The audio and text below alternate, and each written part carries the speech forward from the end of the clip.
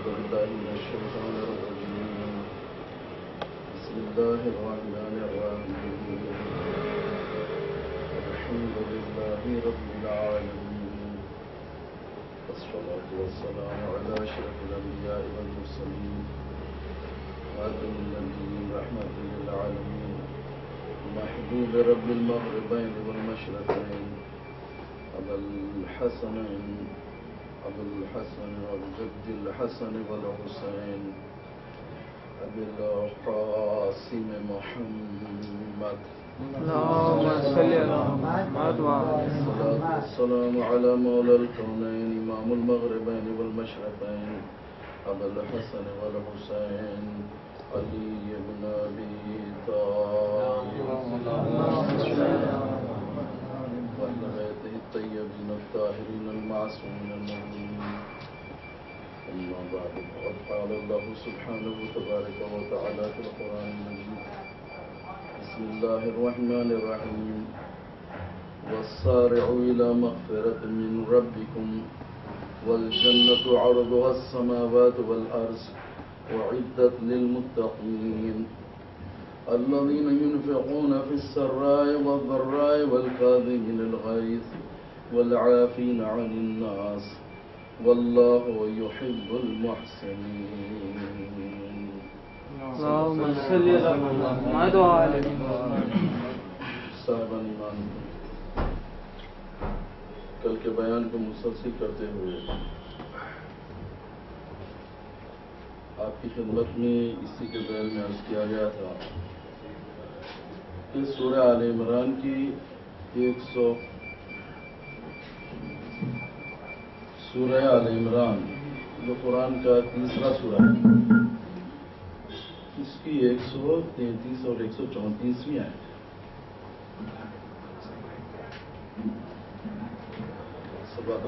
اللهم صل على محمد وعلى آل محمد.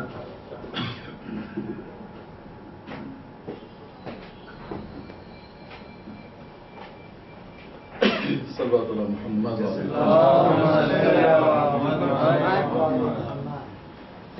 جو بڑی انتہائی فضیلت سے بھرپور آیت، جس میں پروردگار عالم جو صاحبان تقویٰ ہیں ان سے مخاطب ہے کہ تم اللہ کی بخشش اور اس جنت کی طرف دوڑو جس کی وسعت سارے زمین اور آسمانوں کے برابر ہے، جو ان متقیوں کے لیے فراہم کی گئی ہے. الذین ينفقون فی السراء، جو خوشحالی میں بھی اور تندرستی میں بھی اللہ کی راہ میں خرچ کرتے ہیں. الکاظمین الغیظ، غصے کو پیتے ہیں. والعافین عن الناس، اور لوگوں کی خطاؤں پر انہیں معاف کرتے رہتے ہیں. تو جو صاحبان تقویٰ ہیں ان کے بارے میں عرض کر چکا ہوں آپ کو کہ سورہ بقرہ کی 177ویں آیت ان کی کیا خوبی بیان کی گئی ہے. حالانکہ اس کے لیے بنیادی شرط یہ ہے کہ صاحب تقویٰ وہی ہوتا ہے جو خدا و رسول مولا کائنات آئین اطہار کی جس کے دل میں محبت ہو، کلمہ لا الہ الا اللہ پڑھے، رسالت کا کلمہ پڑھے، مولا کائنات کی ولایت کا کلمہ پڑھے، دل میں ان کی محبت ہو. یہ بنیادی شرط ہے. اس کے بعد جو قرآن کی شرائط میں نے آپ کے سامنے بیان کی تھی کہ وہ مومنین وہ ہیں کہ جو اللہ اور روز آخرت پر ایمان رکھتا ہو، اللہ کی ان کے ملائکہ پر، اس کی کتابوں پر، اس کے نبیوں پر، اور اللہ جو اسے مال و دولت دے تو وہ مال و دولت وہ ذوی القربى والیتامى والمساکین وابن السبیل والسائلین وفی الرقاب، رشتہ داروں پر، یتیموں پر، مسافرین پر، محتاج یعنی مسکینوں پر، مانگنے والوں کو، اور جن کے گلے میں قرض اور غلامی کے بندے ان کی آزادی کے لیے خرچ کریں. سورہ بقرہ کی آیت 177 میں آپ کے سامنے بیان کر چکا ہوں. تو ان مومنین کے لیے، مومنین کی یہ تو جو صفت بتائی گئی، اور جو پابندی سے نماز پڑھتے ہوں، جو پابندی سے خمس و زکوٰۃ دیتے ہوں، جو وعدہ کرنے کے بعد وعدے کو پورا کرتے ہوں، مصائب عالم بھوک اور پیاس کی شدت میں بھی ان کے قدم نہیں ڈگمگاتے۔ اولئک الذین صدقوا واولئک هم المتقون۔ حقیقت میں یہی لوگ دعوی ایمان میں سچے ہیں اور یہی حقیقت میں صاحبان تقوی ہیں۔ صلوات اللہ محمد آیت 177 آپ کے سامنے عرض کر چکا۔ لیس البر ان تولوا وجوہکم قبل المشرق والمغرب ولكن البر من آمن بالله واليوم الآخر والملائكة والكتاب والنبيين وآتى المال على حبه ذوي القربى واليتامى والمساكين وابن السبيل والسائلين وفي الرقاب۔ ترجمہ میں نے آپ کے سامنے بیان کر دیا۔ یہ حقیقت میں صاحبان تقوی کا چارٹر ہے قرآن۔ ہر مومن اپنے کو چاہے جو مولا کائنات کی محبت رکھتا ہے، اہل بیت کی محبت رکھتا ہے، اس محبت کے بھروسے وہ صاحب ایمان ہے، اپنے کو سمجھتا ہے، لیکن یہ بنیادی چیز ہے۔ لیکن اس کا کوالیفیکیشن یہ ہونا چاہیے جو میں نے بیان کیا ہے۔ وہ حقیقت میں جب صاحب ایمان ہوگا، قرآن اس کی سند دے رہا ہے ایسے متقیوں کے لیے۔ قرآن یہ کہہ رہا ہے کہ ایسے متقیوں کے لیے جنت فراہم کی گئی ہے جو سارے زمین اور آسمانوں کی چوڑائی کے برابر ہے۔ ان مومنین کے لیے فراہم کی گئی ہے جو خوشحالی اور تندرستی میں بھی اللہ کی راہ میں خرچ کرتے ہیں، اس سے وہ پیتے ہیں، لوگوں کی خطاؤں پہ معاف کرتے رہتے ہیں۔ تو بات یہاں تک سمجھ میں آ گئی؟ تو اللہ کی راہ میں خرچ کرنا، اللہ کی راہ میں خرچ کرنا، اس کے لیے چھوٹی سی مولا کائنات کا ایک خطبہ ہے اور ایک دو باتیں کام کی۔ مولا فرماتے ہیں جہاں مومنین اور متقین کے اتنے صفات بیان کیے گئے، آپ نے دیکھا سورہ بقرہ کی آیتیں، قرآن میں اور کئی آیتیں ملیں گی، صاحبان تقوی کے لیے ہی جنت ہے۔ لیکن مولا کیا فرماتے ہیں؟ میں نے، بڑا غیر معمولی ہے، ذہن میں رکھیں آپ، صلوات اللہ محمد علیہ محمد، میں نے کسی صاحب ایمان یا صاحب تقوی کو نہیں دیکھا کہ اس کا ایمان یا تقوی اس کے لیے مفید ثابت ہوا ہو جب تک کہ اس نے اپنی زبان کی حفاظت نہ کی ہو۔ مومن کو اپنی زبان کی بڑی حفاظت کرنا ہے۔ چھوٹا سا موعظہ ہے، کیا حفاظت کرنا ہے؟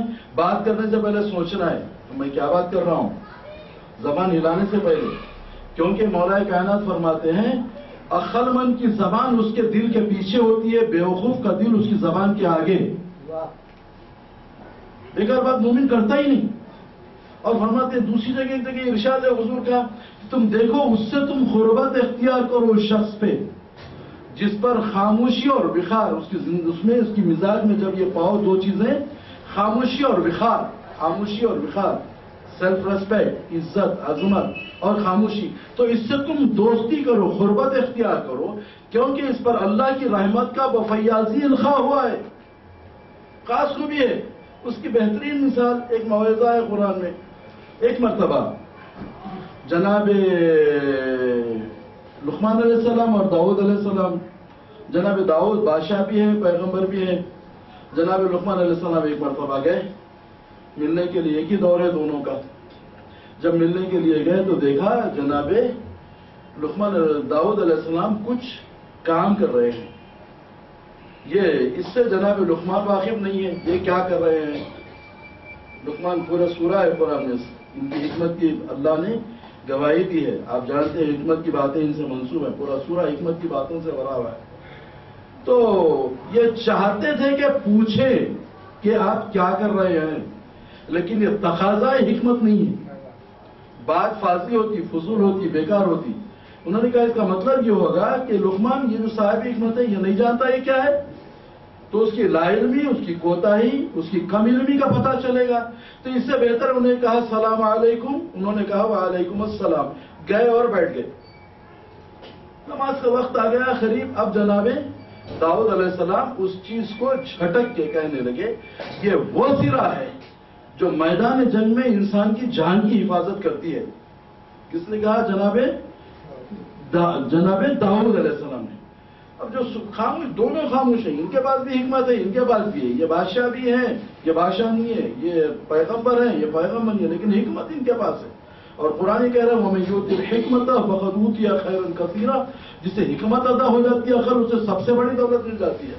تو یہ خاموش بیٹھے کیونکہ بات کرنے کا حکام نہیں ہے، جب ضروری ہو تبھی بات کرو۔ تو یہ خاموش آخر میں جب وہ اٹھ کے کھڑے ہوئے ہیں مغرب کے وقت کہ یہ زرابی کیا خوب ہے جو میدان جنگ میں انسان کی جان کی حفاظت کرتی ہے۔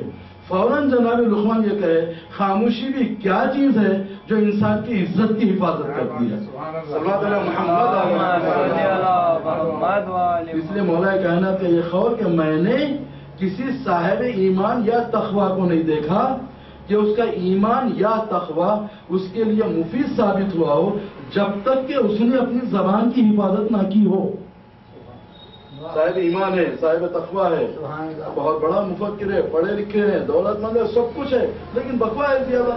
اس کا مطلب کیا ہوا؟ آپ صاحب عقل نہیں ہے، حکیم نہیں ہے، حکمت نہیں ہے آپ کے پاس میں۔ اگر یہ ہوتی تو آپ زبان کو فضول استعمال نہیں کرتے، کیونکہ حضور نے اپنے خاندان والوں کو مخاطب کر کے یہ فرمایا کہ اے بنی اعمام، اے عبد المطلب کے بیٹو، بنی اعمام یعنی جو سر پہ امامہ باندھنے والے ہو، اے بنی اعمام، اے عبد المطلب کے بیٹو، ارے دیکھو جب تم کسی کو کچھ ہاتھوں، اللہ نے تو یہ حکم دیا ہے کہ تم ہاتھوں کو کھولو، لوگوں کو دو اور زبانوں کو بند رکھو۔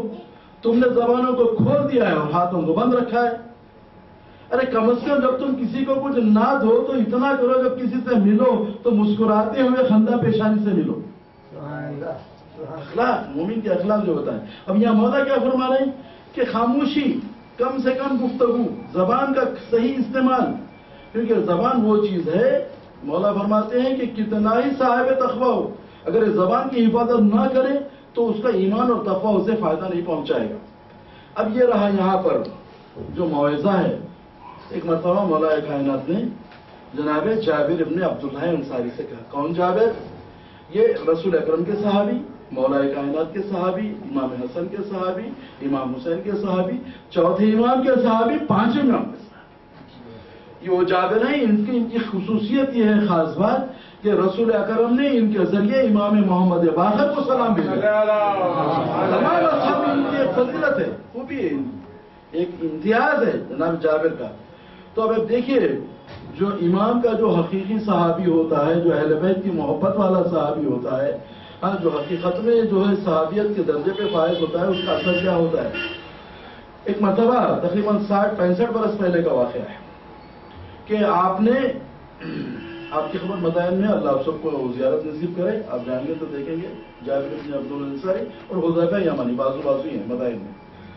تو آپ نے وہاں پر قاضی شہر اور وہاں کے شیخ کے خواب میں آ کے کہا کہ دیکھو ہماری خبر میں پانی آ گیا ہے، ہمارے جسم کو منتقل کرو کہ دوسری جگہ۔ ایک مرتبہ انہوں نے کہا خواب ہوں گا، 2 مرتبہ، تیسری مرتبہ۔ انہوں نے کہا کیوں تمہیں بار بار کہہ رہے ہیں، تم سمجھتے نہیں؟ تو انہوں نے کہا کہ اب یہ کرنا چاہیے کہ اس کے بازو خبر تو نہیں بلکہ خبر کے اتنے بڑے بزرگ صحابی ہیں، انتہائی بافضیلت صحابی ہیں، تو کیسے ان کی خبر کھودی جائے گی؟ تو بولے نہیں، ہم ایسے کرتے ہیں کہ پہلے ان کی خبر کے بازو کھود کے دیکھیں گے کہ آیا واقعی پانی آیا نہیں، خود تو وہاں پانی کی کوئی آثار نہیں ہے۔ بولے نہیں پانی نہیں آیا، پھر خواب میں آگے کہ ہم مسلسل کہہ رہے ہیں تم کھودو۔ تو اس کے بعد میں یہ ہوا کہ وہ حج کا زمانہ تھا، اعلان ہوا کہ انتہائی بزرگ اور یعنی با احترام صحابی رسول جناب جابر بن عبداللہ انصاری کی خبر کو کھولا جائے گا۔ تو لوگوں نے کہا کہ بھئی اتنے بزرگ صحابی ہے، اتنے صاحب ایمان اور حضور اکرم کی جسے شرف سعادت حاصل ہے، تو کہا کہ ایسا کریں کہ حج کا زمانہ قریب ہے، حج کے 15 دن کے بعد ان کی خبر کھولی جائے۔ اب اخطاء عالم سے بتاتے ہیں 5 لاکھ لوگ صاحبان اسلام مدائن میں جمع ہوئے، اور اس وقت جب ان کی خبر کو کھولا گیا تو بتاتے ہیں مشک و عنبر کی خوشبو مہک گئی سارے میدان میں، اور ہیلی کاپٹر سے پھول برسائے گئے۔ جب دیکھا تو خبر میں کیفیت یہ ہے، جب بند کو کھولا گیا، جب ان کے کفن کو چہرے سے ہٹایا گیا تو چہرے پر اس طرح سے پسینہ ہے جس طرح سے گلاب شبنم گلاب پہ پڑا۔ 1400 برس کے بعد یہ کیفیت اس جابر سے، یہ کیا ہے؟ محبت اہل بیت کا صلہ ہے. صلوات علی محمد علیہ محمد. کیونکہ خبر میں یہ عام یہ موعظہ یہاں پہ ہے کہ خبر میں بھی اسے حشرات نقصان نہیں پہنچاتے. سبحان اللہ. مومن کے لیے مومن جو اہل بیت کی محبت میں مرتا ہے مرنے سے پہلے اپنا مقام جنت میں دیکھ لیتا ہے. سبحان اللہ. اور اس سے ہٹ کے بتایا گیا جو والدین کی خدمت کرے, نماز تہجد پڑھے, جو مسجد میں جھاڑو دے, سمجھ رہے ہیں آپ, اور جو مومنین کی یعنی اپنے صلہ ارحام کرے ان کے لیے بھی, اور جو 40 جمعہ غسل کرے اس کے لیے بھی یہی احکام ہے کہ فرماتے ہیں اس کی خبر میں اسے حشرات نقصان نہیں پہنچاتے. بہرحال تو ان جابر سے کہا کیا ہے, جابر بہت غیر معمولی موعظہ ہے, عبرت ہے, نصیحت ہے, ہدایت ہے, موعظت ہے. فرماتے ہیں اے جابر اس دین اور دنیا کا قیام انہی 4 لوگوں پر ہے.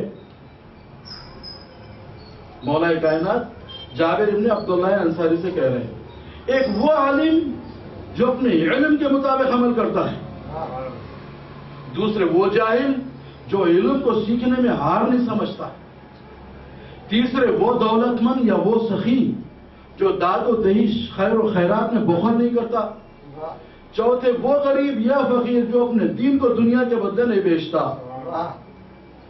پورے دین اور دنیا کا مولا نے اس خطبے میں سمیٹ دیا. اس سے جامع تعریف نہیں ہو سکتی. سبحان اللہ. صرف یہ دین اور دنیا ان 4 لوگوں پر ہی قائم ہے. دولت مند, پہلے عالم, جاہل, دولت مند, غریب. اب بتائیے 5th کیٹیگری کیا ہے؟ سبحان اللہ. اور کوئی کیٹیگری دنیا میں نہیں ہے. مولا کائنات کا اعجاز ہے. صلوات علی محمد علیہ محمد. تو یہ دین اور دنیا, دین کا قیام بھی اور دنیا نہیں, سب دنیا نہیں کہا مولا, دین اور دنیا. اور دین کیا ہے, چھوٹی سی تعریف. ہمارے چوتھے امام سید الساجدین امام رضوان العابدین علیہ السلام فرماتے ہیں میرے پالنے والے تو میرے دین کو میرے لیے آراستہ کر دے جو میری ہر حفاظت کا ذریعہ ہے. اگر بچہ آپ کا دیندار ہو جاتا ہے تو اب اس کی سیکیورٹی کی آپ کو ضرورت نہیں ہے, وہ خود بخود اپنا دفاع کر لے گا, وہ خود بخود محفوظ ہو جائے گا. صلوات علی محمد علیہ محمد. تو کیا فرماتے ہیں چوتھے امام اور مولا کائنات نے کیا فرمایا, اے جابر اس دین اور دنیا کا قیام انہی 4 لوگوں پر ہے.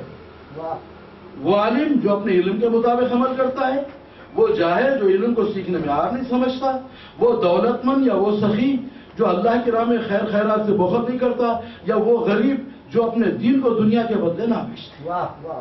تو فرماتے ہیں عالم, جاہل, دولت مند, غریب. دیر از نو 5th کیٹیگری. سبحان اللہ. مولا کائنات کی ڈسکرپشن کے مطابق مولا کائنات نے جو فرمایا. اب کیا فرماتے ہیں دوسرا حصہ خطبے کا, اے جابر جب ایک عالم دین اپنے علم کے مطابق عمل نہیں کرتا تو جاہل ایسے علم کو سیکھنے میں آر سمجھتا ہے, عیب سمجھتا. جب یہ عالم ہو کے عمل نہیں کر رہا ہے, اس کی یہ حالت ہے, اس سے تو میں جاہل رہنا ہی بہتر. ایسا علم سیکھنے کی ضرورت نہیں ہے. جب ایک عالم اپنے علم کے مطابق عمل نہیں کرتا تو جاہل ایسے علم کو سیکھنے میں آر سمجھتا ہے, آر عیب, بے عزتی, آر سمجھتا ہے, عیب سمجھتا ہے. جب ایک دولت مند اپنے ہاتھ کو روک لیتا ہے تو ایک غریب اپنے دین کو دنیا کے بدلے بیچ دیتا ہے. مطلب کیا سمجھ میں آ گیا؟ عالم ہو تو عمل کرے, جاہل ہو تو علم حاصل کرے, دولت مند ہو تو خیر خیرات کرے, اگر کوئی غریب ہو تو اپنے دین کو دنیا کے بدلے نہ بیچے. صلوات علی محمد علیہ محمد. خطبے کا تیسرا حصہ بڑا غیر معمولی ہے. یہ ایسے خطبات ہیں یہ جواہرات میں تولے جانے کے برابر ہے. ایک کیا فرماتے ہیں کہ اے جابر جب اللہ کسی کو نعمتیں اور دولتیں دیتا ہے تو اس کے دامن سے لوگوں کی امیدیں بھی وابستہ ہو جاتی ہیں. اے جابر جب اللہ کسی کو نعمتیں اور دولتیں دیتا ہے, دولت دیتا ہے, نعمتیں دیتا ہے تو اس کے دامن سے لوگوں کی امیدیں بھی وابستہ ہو جاتی ہیں. جب وہ ان نعمتوں پر عائد ہونے والے حقوق کو ادا کرتے رہتا ہے تو اللہ اس کی نعمتوں کو ہمیشگی اور دوام ادا کرتا ہے. جب وہ اپنے قدم روک لیتا ہے اور ہاتھ روک لیتا ہے تو اس کی نعمتیں بھی فنا کی زد میں آ جاتی ہیں. بہت غیر معمولی خطبہ ہے. اگر میں اس کو ایکسپلین کروں تو ایک لفظ ایکسپلینیشن چاہتا ہے. صاحبان علم میں زیادہ تشریح نہیں, تھوڑی سی معاوضت اس کے. عالم جو عمل کرے تو وہی عالم ہے, جو عمل نہیں کرتا. اسی لیے ہمارے امام زمانہ 12ویں امام قائم عالم محمد نے آپ مفاتیح الجنان نکال کے دیکھیں، اس میں دعا امام زمانہ کے نام سے دعا شاید پیج نمبر 157 ہے اگر if I'm not mistaken. اس میں مولا اللہم ارزقنا توفیق الطاعة وبعد المعصیہ وصدق النیہ وعرفان الحرمہ واکرمنا بالہدی، یہ پورا سلسلہ ہے. ایوری واقع آف لائف کے لیے کس انسان کو کیا توفیق ہونا ہے امام زمانہ نے بیان کیا. عورتوں کو جیسا عفت دے، جوانوں کو کیا دے، پیسے والوں کو کیا دے، غریبوں کو کیا دے. اسی طرح فرماتے ہیں کہ وہ تفضل علی علمائنا بالزہد والنصیحہ، اے پروردگار تو ہمارے علماء کو فضیلت عطا فرما، توفیق عطا فرما کہ وہ زہد اختیار کریں اور لوگوں کو نصیحت کرتے رہیں. یہ دو ہی کام ہے علماء کی. زہد کا مطلب دنیا سے اتنا ہی نہیں جتنی ضرورت ہے، دنیا کے پیچھے جانا عالم کا کام نہیں ہے. کیونکہ ہمارے ساتھ امام موسی کاظم علیہ السلام جو انسان یعنی دنیا کی مثال سمندر کے کھارے پانی کی ہے.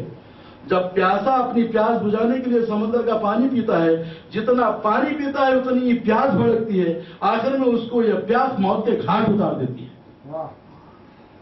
دنیا دنیا دنیا دیکھیے، یا شہرت چاہیے یا دنیا چاہیے، یہ عالم نہیں ہے. تو عالم کا کام کیا فرما رہے ہیں کہ عالم کا کام زہد، تفضل علی علمائنا بالزہد والنصیحہ. ایک ملے تو نصیحت، 10 ملے تو نصیحت، 10,000 کا مجمع ملے تو نصیحت.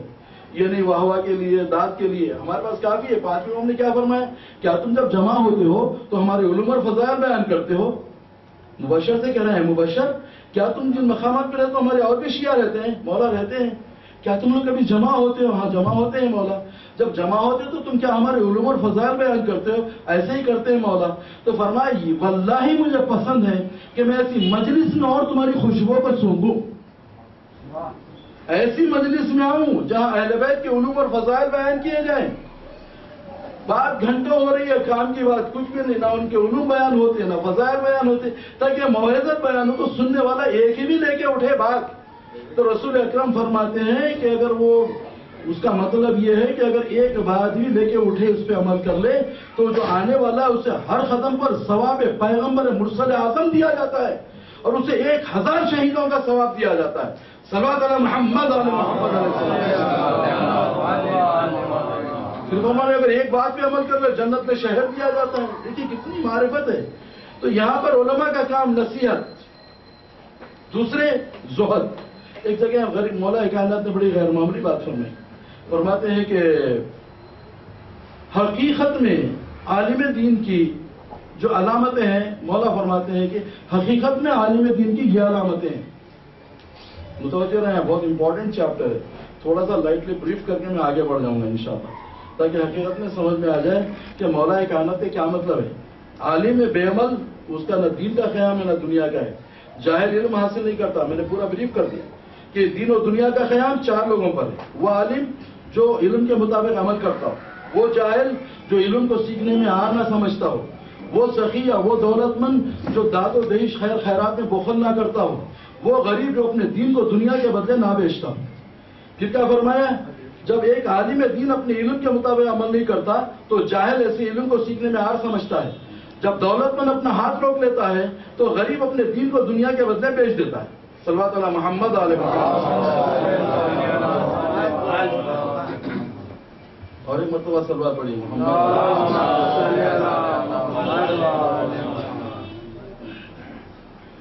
تو مولا کائنات حضرت علی ابن ابی طالب علیہ الصلوۃ والسلام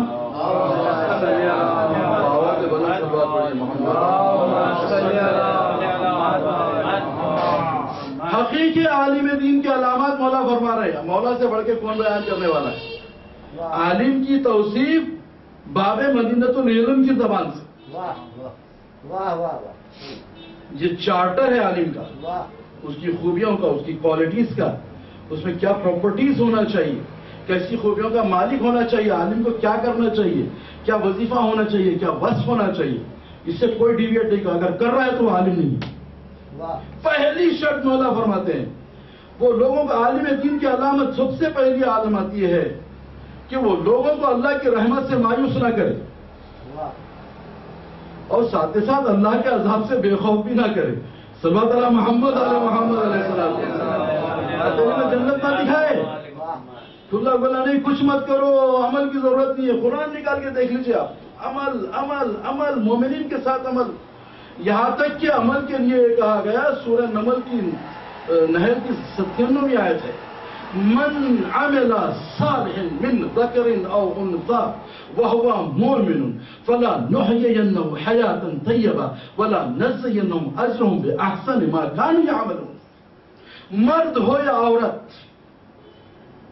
جو کوئی عمل صالح بجا لائے، بشرطے کہ وہ مومن ہو، بشرطے کہ وہ صاحب ایمان ہو، ہم اس کو دنیا میں حیات طیبہ بسر کرائیں گے. صلوات علی محمد. قرآن گارنٹی دے رہا ہے اور مولا کہہ رہے ہیں، دونوں کے کلام کو ملا لیجیے. قرآن کیا کہہ رہا ہے؟ مرد ہو یا عورت، جو کوئی عمل صالح بجا لائے، بشرطے کہ مومن ہو، وہو مومن فلنحيينه حیاۃ. اللہ اس کی ذمہ داری لے رہا ہے. جو عمل صالح بجا لاتا ہے، جو عمل صالح بجا لاتا ہے، جو عمل صالح بجا لاتا ہے، ہم اس کو دنیا میں پاک و پاکیزہ حیات طیبہ بسر کرائیں گے. اس سے بڑھ کے ضمانت کیا چاہیے؟ قرآن ضمانت دے رہا ہے، قرآن اس کی وٹنس دے رہا ہے، ایویڈنس دے رہا ہے، ذمہ داری لے رہا ہے، ریسپانسبلٹی قبول کر رہا ہے. اللہ اگر آپ نیکیاں کرتے ہیں، عمل صالح بجا لاتے ہیں، نیک کام کرتے ہیں، نیک ہے، برائی سے دور ہے، تو کیا کہہ رہا ہے؟ جو کوئی عمل صالح بجا لائے، مرد ہو یا عورت، ہم اس کو دنیا میں حیات طیبہ بسر کرائیں گے. یہی نہیں، وَلَنَجْزِيَنَّهُمْ أَجْرَهُمْ بِأَحْسَنِ مَا كَانُوا يَعْمَلُونَ، بلکہ ہم اس کو یہاں تو دنیا میں صلہ دیں گے ہی دیں گے، آخرت میں اس سے بدرجہ بہتر دیں گے. عمل صالح. چلیے ہو گئی بات. لوگ ہیں عمل صالح نہیں بجا لا رہے ہیں، گناہ کر رہے ہیں، گناہ میں رہ کے پھر خیال یہ ہے دیکھیے کر رہے ہیں گناہ، توقع ہے جنت کی، گناہوں میں ملوث ہیں، برے کام کر رہے ہیں، لیکن پھر یہ سمجھتے ہیں. اس کے لیے قرآن کیا کہہ رہا ہے؟ ام حسب الذین اجترحوا السیئات ان نجعلهم کالذین آمنوا وعملوا الصالحات سواء محیاهم ومماتهم ساء ما یحکمون. ارے تم کیسی بہکی بہکی باتیں کرتے ہو؟ وہ لوگ جو دنیا بھر تو گناہوں میں پڑے رہے زندگی بھر، ہاں، اور وہ کیا یہ سمجھتے ہیں سب گناہ کرنے کے بعد میں ہم ان کا اور جو صاحب ایمان ہے، ایمان لانے کے بعد عمل صالح بجا لاتے رہے کہ ہم دونوں کو ایک جیسی زندگی دیں گے. صلوات علی محمد وعلی محمد. سواء محیاهم ومماتهم، کیا ان کی زندگی اور موت ایک جیسی؟ زندگی اور موت، ان کا جینا مرنا ایک جیسا نہیں ہوگا. زندگی بھی ان کی بالکل انتہائی ڈیفرنٹ ہوگی. جو نیک لوگ ہیں زندگی بھی اعلیٰ دے گا اللہ، حیات طیبہ دے گا، موت بھی بڑی غیر معمولی بافضیلت موت دے گا. کیا کہہ رہا؟ ہم حسب الذین اجترحوا السیئات ان نجعلهم کالذین آمنوا وعملوا الصالحات. ارے جو گناہوں میں پڑے ہیں، برائیوں میں پڑے ہیں، کیا وہ سمجھ بیٹھے ہیں کہ جو لوگ ایمان لانے کے بعد عمل صالح بجا لاتے ہیں، کیا دونوں کے ساتھ ہم ایک جیسا ہی کریں گے؟ سواء محیاهم ومماتهم، ان کی زندگی ایک جیسی، ان کی موت نہیں. ارے تم ساء ما یحکمون، ارے کیسی بہکی بہکی باتیں کر رہے ہو. صلوات علی محمد علیہ وسلم. تو عمل صالح، ایمان لانے کے بعد عمل، اس کی بڑی فضیلت. تو مولا کیا فرماتے ہیں؟ وہ عالم دین حقیقت میں اس کی خوبی یہ ہے کہ لوگوں کو وہ اللہ کی رحمت سے مایوس نہ کرے. پہلی شرط، اللہ کی رحمت، اللہ کے خوف اور عذاب سے بے خوف بھی نہ کرے. تیسری فرماتے ہیں وہ اللہ کی نافرمانی کی اجازت نہ دے. اللہ کی نافرمانی کی لوگوں کو اجازت نہ دے. اس کا کام ہے ممبر پہ آئے تو قرآن، حدیث، قول امام اور اہل بیت اطہار کی ان کی حیات طیبہ، ان کی زندگی، ان کی فضیلتیں وہ بیان کرے. جس طرح چوتھے امام، پانچویں امام نے کہا کیا تم جب جمع ہوتے تو ہمارے علوم اور فضائل بیان کرتے ہیں؟ مولا ایسے ہی کرتے ہیں. مجھے پسند ہے کہ میں ایسی مجلس میں آؤں، تمہاری خوشبو کو سونگوں. دیکھو یاد رکھو، تم اللہ کی عبادت اور اطاعت بجا لا کر، گناہوں سے، اللہ کی معصیت سے پرہیز کر کے تم ہمیں شفاعت کا موقع فراہم کرو. تم ہمیں شفاعت کا موقع فراہم کرو. کیا کر کے؟ مومنین سے خواہش ہے. خوشبو سونگ رہی مولا کے، کیسی خوشبو ہے؟ کس قسم کی خوشبو ہے؟ یہ گلشن ولایت علی کی خوشبو ہے. آپ اتنے بیٹھے ہیں، خوشبو محسوس کر رہے ہیں، لیکن ایمان کو خوشبو آ رہی ہے. خوشبو ایمان ہے. صلوات علی محمد علی محمد. کیا کرو؟ فریضہ کیا ہے کہ تم اللہ کی اطاعت اور عبادت بجا لا کر، اللہ کی معصیت سے پرہیز کر کے ہمیں شفاعت کا موقع دو. کب اہل بیت شفاعت کریں گے؟ جب اب عبادت و اطاعت بجا لائیں گے اللہ کی اور گناہوں سے دور رہیں گے، واہ گناہ بھی کریں گے، اس کے بعد میں آپ کہیں گے شفاعت بھی مولا کریں گے. اب بڑی سخت باتیں میں آگے نہیں بڑھ رہا ہوں، اس سے آگے بڑھتا ہوں تو پھر مشکل ہو جاتی ہے. تو اب یہاں پہ کیا فرما رہے ہیں؟ عالم دین اس کا پہلا کام اللہ کی رحمت سے مایوس نہ کرے، اللہ کے عذاب سے بے خوف بھی نہ کرے، لوگوں کو اللہ کی نافرمانی کی اجازت نہ دے. چوتھی چیز، تمام کتابوں سے زیادہ قرآن میں رغبت رکھے. واہ واہ واہ واہ سبحان اللہ. پھر اس کے بعد کیا فرماتے ہیں؟ وہ علم بیکار ہے جس کے ساتھ عمل نہ ہو، واہ وہ تلاوت قرآن بیکار ہے جس میں فکر و تردد نہ ہو. واہ اگر تدبر نہیں ہے افلا یتدبرون القرآن ام علی قلوب اقفالها، کیا ہوگا ان کے دلوں پہ تالے پڑے ہوئے ہیں کہ وہ قرآن میں تدبر نہیں کرتے. سبحان اللہ. صلی اللہ علیہ محمد علیہ محمد علیہ السلام. دلوں پہ تالے پڑے ہوئے ہیں. نہیں قرآن پڑھ لیے، ایسے ہی قرآن پڑھ لیے، ایک آیت پڑھ کے سمجھنا، ایک آیت واہ واہ اب اس کی پھر وہ چیپٹر پورا قرآن کا الگ ہی ہو جائے گی. جب میں پوری پڑھوں گا تو قرآن میں ہی پڑھوں گا واہ واہ واہ سمجھے. ایک آیت تدبر تفکر، ایک ساعت کی فکر 70 برس کی عبادت سے بہتر ہے. قرآن میں کیا کیا ہے؟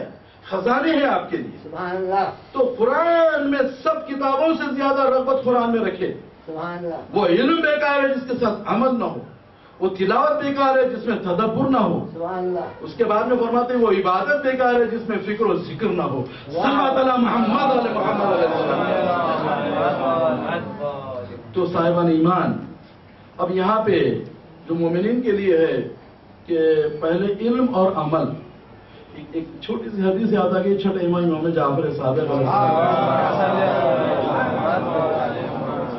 دیکھیے جب ایک ہم علم رکھنے کے باوجود عمل نہیں کر رہے ہیں تو اس کا سائیڈ افیکٹ کیا ہے، کیا ریئیکشن ہے اس کا، ہے نا. بچے نوجوان یہ پوچھیں گے ہاں بھائی ٹھیک ہے علم ہے ہمارے پاس، 50% تو مارکس ملنا چاہیے نا.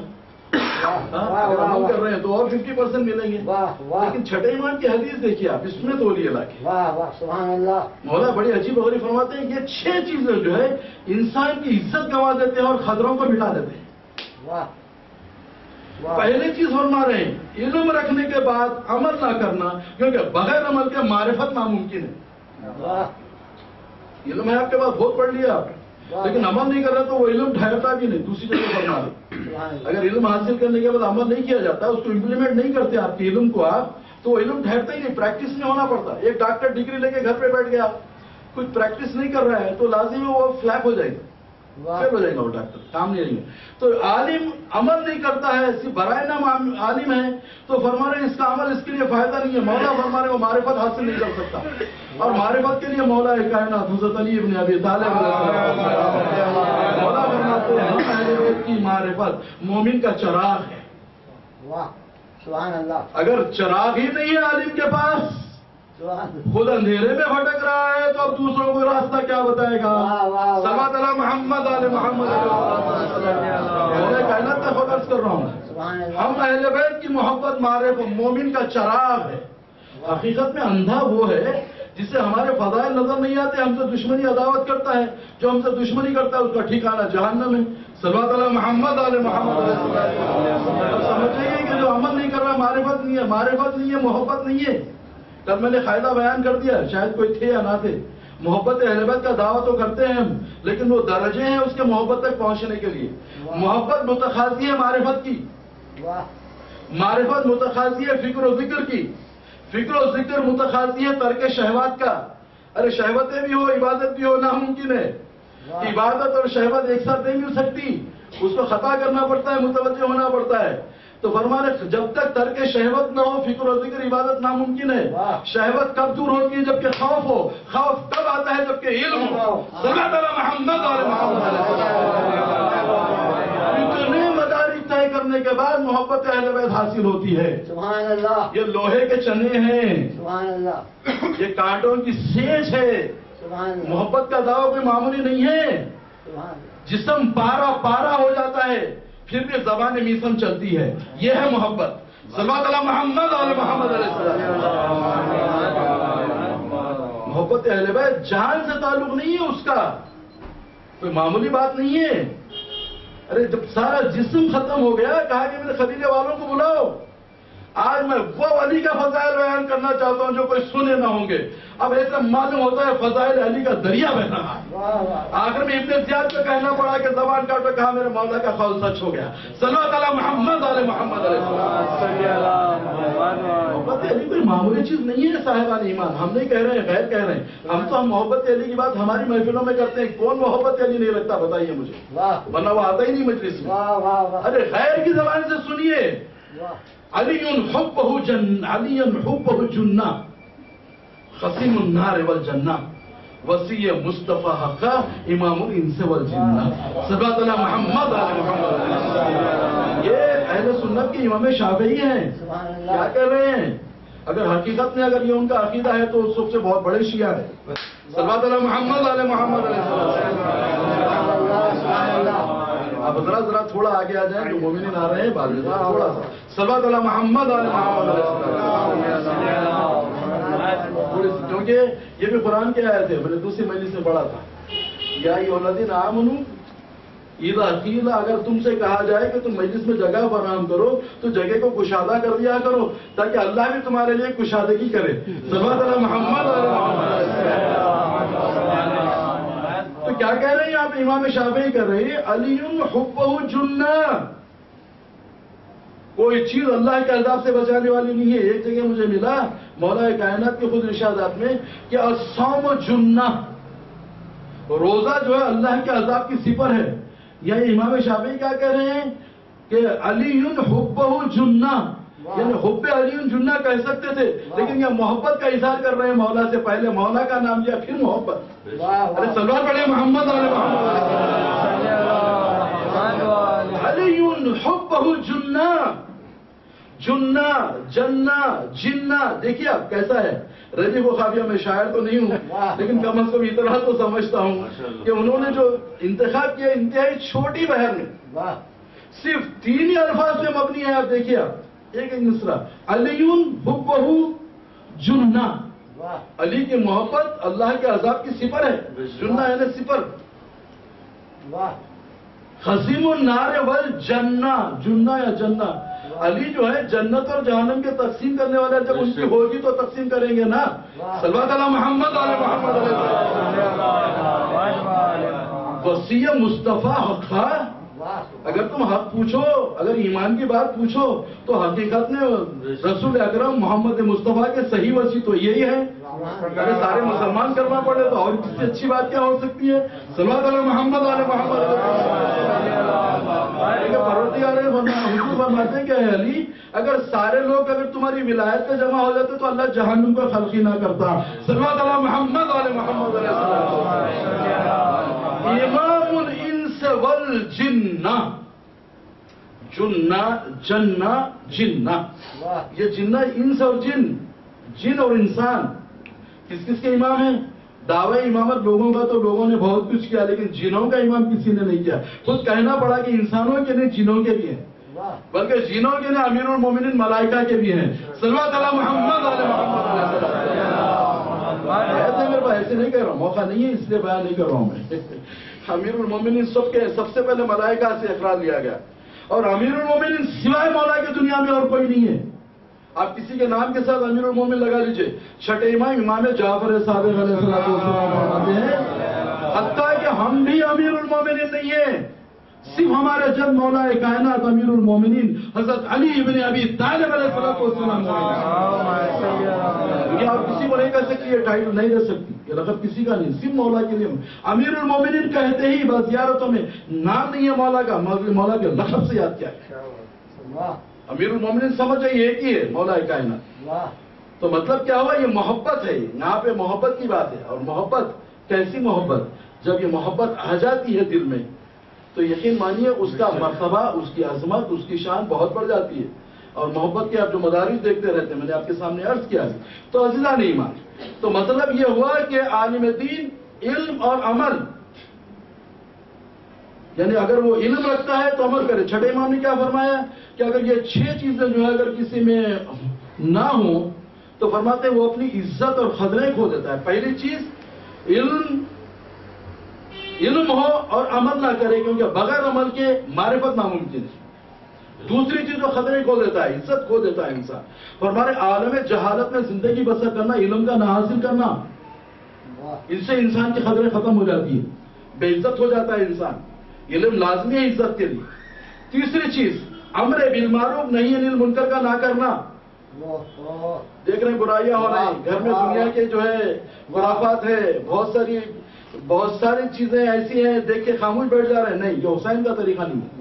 کم سے کم شہادت حسین کا مقصد یہ ہے کہ اچھائی کو اچھا بولا، برائی کو برا. سبحان اللہ. جب تک یہ چیز رہ جائے گی، حق اور باطل کبھی اختلاف مختلف نہیں ہو سکیں گے. اور مولا کائنات نے اس کا بھی اثر وضعی بتا دیا. فرماتے ہیں جب کوئی اچھائی کو دل سے اچھا اور برائی کو دل سے برا نہیں سمجھتا تو اس کا قلب اوندھا دیا جاتا ہے. اس کا قلب کٹوری کی مانند ہے، ظرف کی مانند ہے. اگر وہ اچھائی کو اچھا، گھر میں برے کام ہو رہے ہیں، بے حیائی ہو رہی ہے، چوری ہے، زنا ہے، امانت میں خیانت ہے، جھوٹ ہے، وعدہ خلافی ہے، غیبت ہے، جتنی برائیاں ہیں، جب انسان برائی کو برا نہیں، بھائی معاشرہ ہے، ہوتا، جھوٹ تو بولنا ہی پڑتا، کبھی کبھی غلطی ہو جاتی، کبھی ایسا بھی ہوتا نہیں ہوتا. تو کیا فرما رہے ہیں؟ جب اچھائی کو دل سے اچھا اور برائی کو دل سے برا نہیں سمجھتے تو اس کا قلب اوندھا دیا جاتا ہے. وہ عزت و عظمت سے محروم کر دیا جاتا ہے، زمانے میں ذلیل اور رسوا کر دیا جاتا ہے. مولا کائنات فرما رہے، کوئی معمولی قول نہیں ہے مولا کا. صرف اتنی سی بات، اچھائی کو اچھا نہیں سمجھ رہا، عمل نہیں کر رہا، برائی کو برا نہیں سمجھ رہا، برائی سے دور نہیں ہو رہا. ارے ہو گئے، تھوڑا بہت کرنا پڑتا، یا ایسا ہے وہ کر لے رہے نا، ہم کو کیا مطلب. نہیں، امر بالمعروف نہیں منکر. قرآن کیا کہہ رہا ہے کہ کیا ہو گئے ان علماؤں کو اور اہل اللہ والوں کو، یہ لوگوں کو برائی اور جھوٹ اور برائی سے کیوں نہیں روکتے؟ اللہ والوں اور علماء کا کام یہ ہے کہ ان کو روکیں، برائی سے روکیں. علم اور عمل، جہالت میں جو زندگی گزار رہے ہیں، جہل سے کیا فرماتے ہیں، اگر عالم جہالت میں اگر زندگی گزارے، علم حاصل نہ کرے، اس کی عزت بھی نہیں رہتی. تیسرے امر بالمعروف نہی عن المنکر کا نہ کرنا. چوتھے فرماتے ہیں اللہ کی معصیت میں زندگی گزارنا، کوئی عزت نہیں ہوتی اس کی. پانچویں جھوٹ، غیبت اور مختلف برے کاموں میں ملوث رہنا. فرماتے ہیں یہ وہ چیزیں ہیں جو انسان کی عزت بگاڑ دیتے ہیں. تو صاحبان ایمان، پہلی شرط علم اور عمل، جہالت سے دور ہونا. تیسری چیز صاحبان دولت جو ہے ان کا اللہ کی راہ میں خرچ کرنا. یہ کوئی معمولی بات نہیں ہے. ایک مرتبہ مولا کائنات نے جناب خضر سے خواہش کی کہ اے خضر کچھ موعظہ بیان کرو. بڑا غیر معمولی ہے. اے خضر، کون خضر؟ یعنی جو شریعت باطنی کے پیغمبر ہیں، جناب موسیٰ کو جنہوں نے سکھایا اس کا نام ہے خضر. یاد کیا ہو کیا کہتے ہیں؟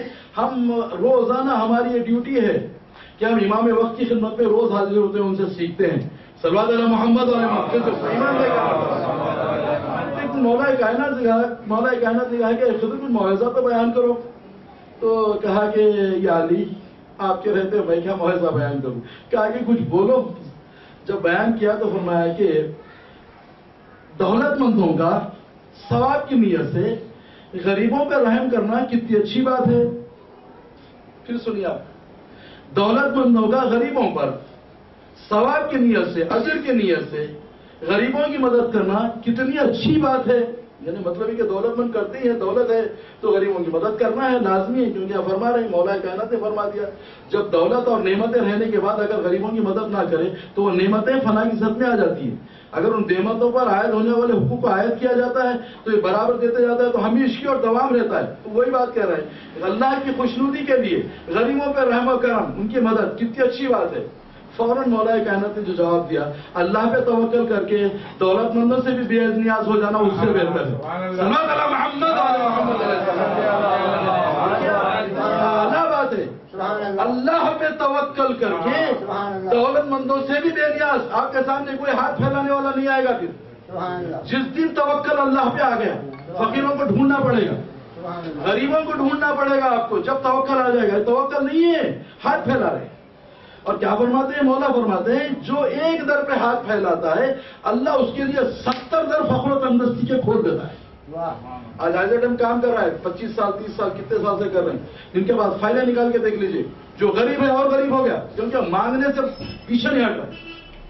کوئی نہ کوئی بہانہ لے کے آ جاتا، کوئی میڈیکل گراؤنڈ پہ، کوئی فضا مانگنے کی جو عادت ہے، تو مولا فرمایا جب کسی ایک در پہ ہاتھ پھیلاتا ہے تو اللہ اس کے لیے 70 در فخر و تنگدستی کے کبھی امیر نہیں بن سکتا، کبھی دولت مند نہیں بن سکتا، اور وہ کبھی ہم یعنی مولا کائنات کا میں نے جو بڑے حکمت کے جو باتیں بیان کی تھی، فرماتے ہیں کہ اگر تم چاہتے ہو تو کسی کے ساتھ احسان کرو، اس کے امیر بن جاؤ، دے رہے امیر بن گئے، اس سے بڑے ہو گیا۔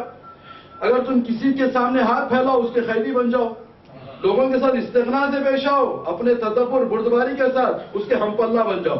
صلوات علی محمد علیہ محمد علیہ السلام۔ تو مولا نے کیا فرمایا؟ یعنی اللہ پہ توکل کر کے امیروں سے بے نیاز ہو جانا اس سے بھی بہتر۔ اب فوراً جناب خضر نے جواب دیا، کیا پیارا جواب ہے، سنیے، فرماتے ہیں یعنی آپ کا یہ جو کلام ہے، کلام نورانی، یہ جنت میں حور کے رخ پرنور پہ نور کے قلم سے لکھنے کے قابل ہے۔ صلوات علی محمد علیہ محمد علیہ السلام۔ اس کے بعد مولا اپنے خطبے کو جاری رکھتے فرماتے ہیں، دیکھیے مولا کائنات علم کا دریا جوش میں ہے، ایک ایک بات لکھنے کے قابل ہے، سونے کے حروف سے لکھنے کے قابل ہے۔ اب فرماتے ہیں کہ اے خضر سنو، حکمت اور جوامردی اور ہمت کی 4 باتیں ہیں، حکمت اور جوامردی کی 4 باتیں ہیں، لکھیے۔ دولت کے بعد انکسار، جب اللہ دیتا ہے تو انکسار نہیں آتا، اپوزٹ ہے، دولت بھی ہے پھر انکسار بھی ہے، عزت ہے، تواضع ہے، اپنے آپ کو معمولی سمجھنا ہے، سادگی ہے۔ کہاں دیکھیں گے آپ یہ؟ جب دولت آتی ہے تو اپنے ساتھ بتانے 14 قسم کے خرافات لے کے آتی ہے۔ پہلی چیز تکبر ہے، میں دولت مند، میرے جیسا کوئی نہیں، حالانکہ ہے نہیں، آپ سے بڑے بڑے ہیں آپ، لیکن دل میں شیطان یہ ڈال دیتا، تو بہت بڑا ہو گیا، تیرے پاس یہ گاڑی، یہ گھر، یہ بلڈنگ، تیری اتنی پراپرٹی، تو سمجھتا ہے میرے پاس بہت ہے، حالانکہ کچھ نہیں ہے، ہر بڑا چھوٹا ہے دنیا میں۔ تو کیا فرما رہے مولا کائنات؟ 4 باتیں حکمت و جوامردی کی۔ پہلی بات، دولت کے بعد انکسار، بدلہ لینے کی طاقت رکھنے کے بعد معاف کر دینا، دشمنی کے باوجود نصیحت کرنا، کچھ دینے کے بعد احسان نہ جتانا۔ صلوات علی محمد علیہ محمد علیہ السلام۔ اگر کوئی غریب اگر مانگنے آ جاتا ہے سائل، احکام یہ ہے اس سائل کو کبھی تم محروم مت کرو، محروم مت لوٹاؤ۔ فرماتے ہیں اگر تم نے ایک سائل کے لیے اس کو دینا تو بہت دور کی بات ہے، اگر تم نے اس کے لیے کچھ قدم چل کے اگر جائیں تو 5 امام فرماتے ہیں اللہ اس کو ایک حج کا ثواب دیتا ہے۔ اگر ایک مومن کی اعانت کے لیے آپ اپنے قدم بڑھائیں تو فرمانے پروردگار عالم 2 مہینے حالت اعتکاف میں رہنے کا ثواب دیتا ہے، صرف اس کی حاجت پوری کرنے کا، ابھی آپ دیے نہیں، لیکن اگر ایک مومن کو آپ نے اتنا دے دیا کہ وہ مہینے بھر تک اسی کو کسی کے سامنے ہاتھ پھیلانے کی ضرورت نہیں پڑی، تو فرمایا اللہ اس کو 20 حج کا ثواب دیتا ہے۔ صلوات علی محمد علیہ محمد علیہ السلام۔ حج کا ثواب کوئی معمولی نہیں ہے۔ پھر فرماتے ہیں کیا تم جانتے ہو طواف کعبہ کا کیا ثواب ہے؟ یعنی کعبے کے 7 چکر مارنے کا جو ثواب ہے، طواف 7 اگر ایک گرد گھومے کعبے کے تو ایک طواف ہوتا ہے، فرمانے ایک طواف کا ثواب یہ ہے کہ اللہ اسے 6000 نیکی عطا فرماتا ہے، 6000 گناہ اس کے نام اعمال سے مٹاتا ہے، 6000 درجات اس کے جنت میں بلند کرتا ہے۔ لیکن اگر کوئی غریب کی ایک حاجت مند کی اگر ایک حاجت کو پوری کرتا ہے، اللہ اس کو ایسا 10 طواف کا ثواب عطا فرماتا ہے۔ صلوات علی محمد علی محمد علیہ السلام۔ دیکھیے مومنین کی اعانت، ان کی مدد، مومنین کے ساتھ یعنی ان کی مدد کرنا، اعانت کرنا، ان کی ہر، اس لیے مولا کائنات کیا فرمایا، دیکھو جو ہماری محبت کا دعویٰ کرے اس میں 3 خوبیوں کو دیکھو۔ پہلے یہ دیکھو کہ وہ اوقات نماز کا پابند ہے کہ نہیں، دوسرے یہ دیکھو کہ وہ مومنین کے اپنے مال اور پیسے سے مدد کرتا ہے کہ نہیں، تیسری خوبی یہ دیکھو ان کے غموں اور تکالیف میں ان کا ساتھ دیتا ہے کہ نہیں۔ اگر یہ خوبیوں سے متصف ہے تو ہمارا چاہنے عزیزان ایمان بڑی خوبی ہے، کوئی معمولی بات نہیں ہے۔ 1 روپیہ اللہ کی راہ میں دینا، 1 روپیہ اللہ کی راہ میں دینا کوئی معمولی نہیں، اگر صدق دل سے دیا جائے۔ اس طرح مومنوں اگر لوگ آ جاتے ہیں کچھ اپنی بپتا سنانے کے لیے، کچھ بے قصوں کی فریاد سننا اور کچھ غمزدہ لوگوں کے ان کے دکھ، ان کے مسائل کو سننا، تو اس کے لیے کیا ہوگا، میں ایک مرتبہ ایک بادشاہ تھا، اس کو ہمارے احمد نراقی نے اپنی کتاب میں لکھا ہے، معراج السعادہ میں، کتاب کا نام بھی کہہ رہا ہوں، چھوٹا سا موضوع انشاءاللہ اس کے بعد مسائل آج کے دور میں موضوعات سے رہ گئے ہیں لیکن اتنا ہی آج کے لیے کافی ہے۔ کیا فرماتے ہیں ایک بادشاہ کو منظور ہوا کہ وہ حج پہ جائے، تو اس نے اپنے وزیروں سے مشورہ کیا کہ آپ لوگوں کی کیا رائے ہے؟ کہا کہ جب بھی کوئی بادشاہ ایک زیادہ دن کے لیے اپنی سلطنت سے غیر حاضر ہوتا ہے تو اس کسی بھی طرح سے وہاں پہ بغاوت ہوتی ہے یا بدامنی پھیل جاتی ہے، یا یہ متخاذی نہیں ہے کہ بادشاہ اتنے دنوں کے لیے اپنی سلطنت سے دور رہے. تو بولا کہ اس کی دوسری صورت کیا ہے کہ حصول ثواب کے لیے کیا ہے کہ ایسا کریں کہ ایک ہمارے پاس عالم ہے جو کئی برس تک خانہ کعبہ میں خدمت انجام دیا ہے، وہیں رہا ہے، بڑا غیر معمولی ظاہر تو عالم ہے، تو اس سے یہ کرتے ہیں کہ اس کو معاوضہ دے کے ایک حج کا ثواب لے لیتے ہیں. وہ عالم کو بلایا گیا، اس نے کہا کہ سنو، میرے حج تو دور کی بات ہے، میرے ایک ایک قدم جو حج کے لیے اٹھائے وہ تیری سلطنت کی قیمت ہے. ایک ایک قدم جو اٹھا کے میں حج کے لیے گیا ہوں وہ تیری سلطنت کی قیمت ہے، کیا تو اس کا اجر دینے کے لیے تیار ہے؟ کہا میں تو اتنے کا مالک بھی نہیں ہوں، تجھے کیسا دوں گا؟ تو کہا کہ ٹھیک ہے کہ میں کہا کہ تو یہ نہیں دے سکتا، میں جانتا ہوں، تو ایک کام ہے، تیری زندگی کا 1 گھنٹہ دے دے مجھے. صلوات علی محمد علیہ محمد علیہ السلام. ہر قدم پہ یا تو مجھے سلطنت دے، یا اگر نہیں دے سکتا ہے تو زندگی کا وہ گھنٹہ دے دے جس میں تو نے بے کسوں کی فریاد رسی کی ہے، مظلوموں کی آہت کو سنا ہے، لوگوں کے حق میں تم نے عدل و انصاف کرا ہے، اس کا 1 گھنٹہ دے دے، میں اپنی زندگی کے 70 حج دینے کے لیے تیار ہوں. صلوات علی محمد علیہ محمد علیہ السلام. آج محرم کی 6 تاریخ، اللہ کی راہ میں لن تنالوا البر حتى تنفقوا مما تحبون وما تنفقوا من شيء فإن الله به عليم. دیکھو اگر تم اللہ کی رضا چاہتے ہو، خوشنودی چاہتے ہو، تو یاد رکھو اپنی سب سے پسندیدہ چیز اللہ کی راہ میں قربان کرو. ہاں ایسا نہ ہو کوئی معمولی چیز دے کے کہو کہ میں نے اپنی پسندیدہ چیز دی ہے، لیکن اللہ تمہارے دلوں کے احوال سے واقف ہے. یاد رکھیے حسین کو علی اکبر سے زیادہ کون سی چیز محبوب تھی؟ حسین نے بڑی منتوں مرادوں سے اللہ کی راہ میں دعا کر کے علی اکبر کو مانگا تھا کہ پالنے والے تو مجھے ایک ایسا فرزند عطا فرما جو سیرت اور صورت اور رفتار اور گفتار میں میرے نانا کے مشابہ. جو علی اکبر آئے تو علی اکبر کی پرورش اب کیسی ہوئی ہوگی؟ ہم شبیہ پیغمبر، ہم شبیہ رسول اکرم، شہزادی زینب کی گود، ام لیلہ جیسی ماں، حسین جیسا باپ. اب جب علی اکبر بڑے ہوئے تو رسول اکرم کی ایک حدیث ہے، کہا ماں باپ کی زندگی میں خوشی کے لمحات کیا ہیں؟ کہا کہ اس کا جوان بیٹا چلتا پھرتا ماں باپ کے سامنے نظر آئے. اگر ماں باپ کے دل کو جو سب سے بڑی مسرت اور خوشی ہوتی ہے وہ یہ ہے کہ ان کا جوان بیٹا ان کی نظروں کے سامنے چلتا پھرتا نظر آئے. اس سے بڑی دولت نہیں ہے. کا سب سے بڑی مصیبت کہ اس کا جوان بیٹا ان کی آنکھوں کے سامنے دنیا سے گزرا. ارباب اللہ منزل بھی آئی، رات شب عاشور بڑی مصیبت سے گزری. علی اکبر کی ایک تاریخ ہے. فرماتے کہ علی اکبر سے بڑا کوئی فقیر نہیں تھا اس زمانے میں، اور فرماتے خود معاویہ ملعون نے کہا کہ اگر رسول اکرم کا وارث ہے تو وہ علی اکبر ہے. دشمن جب یہ کہیں، اور وہ علی اکبر کی خوبصورتی کا کیا عالم تھا. ایک شاعر نے کہا کہ اے حور تیری قسمت نے کیوں آج یہ کروٹ لی، کیا صبح کو دیکھا تھا چہرہ علی اکبر کا، اتنا خوبصورت علی اکبر. پھر دوسرے شعر میں کہتا ہے جب پوچھا گیا یوسف سے جب حسن کے بارے میں، ہنس کر کہا یہ تو ہے صدقہ علی اکبر کا.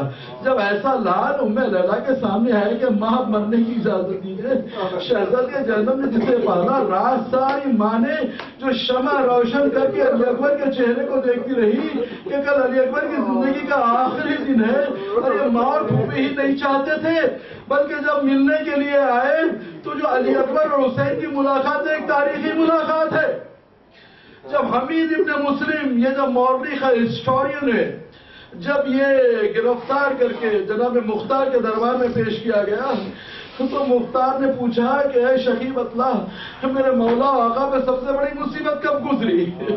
کہا ایھا الامیر، ہر مصیبت حسین کے لیے قیامت تھی، لیکن جو حسین نے جب کسی شہید کو اگر رخصت کرتے تو در خیمہ تک آتے اور رخصت کرتے، لیکن جب علی اکبر کی رخصتی کا موقع آیا تو کتنی دیر تک باپ اور بیٹے خیمے میں گلے مل کے روتے رہے.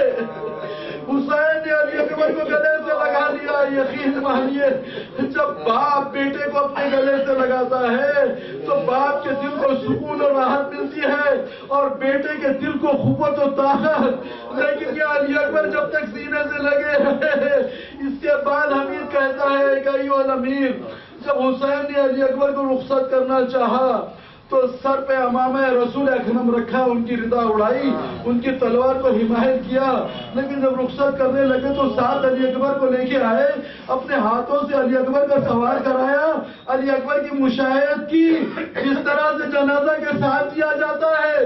جب علی اکبر کو رخصت کیا تو کہا کہ بیٹا علی اکبر، جب تک باپ کا سامنا ہو مڑ کے دیکھتے جانا۔ جب علی اکبر نے دیکھا کہ حسین پیچھے آتے جا رہے ہیں، کبھی اٹھتے ہیں اور کبھی گر رہے ہیں، تو کہا کہ بے بابا، آپ نے تو مجھے رخصت کر دیا تھا، یہ پیچھے کیوں آ رہے ہیں؟ کہ عجیب جملہ حسین نے کہا کہ بیٹا علی اکبر، تو میرے دل کی تڑپ کو نہیں سمجھ سکتا میرے لال، کاش کہ تو صاحب اولاد ہوتا۔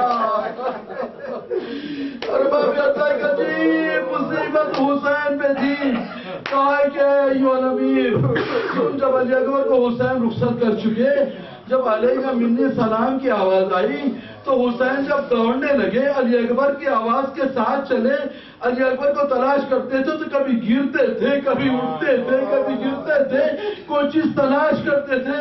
ہم سمجھ گئے کہ کوئی چیز حسین کی کربلا کے میدان میں گم گئی ہے جو تلاش کر رہے ہیں، لیکن پتہ چلا جب حسین نے علی اکبر کو رخصت کیا تو ریشہ مبارک اور بال سیاہ تھے، کمر خمیدہ نہیں تھی۔